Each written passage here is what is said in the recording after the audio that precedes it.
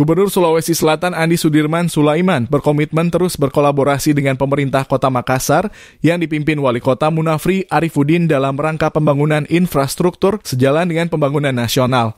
Hal ini terungkap saat menghadiri Musrenbang RPJMD 2025-2029 yang digelar Pemkot Makassar di Tribun Lapangan Karbosi, Senin 5 Mei 2025. Gubernur Sulsel 2 periode tersebut menegaskan pentingnya kolaborasi lintas kewenangan dalam merencanakan pembangunan ke depan.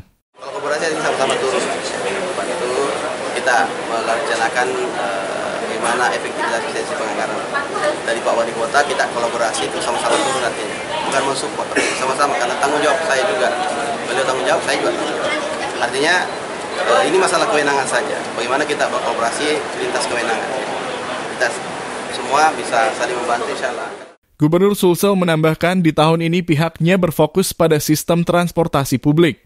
Trans Maminasata akan diaktifkan kembali untuk melayani kebutuhan transportasi masyarakat.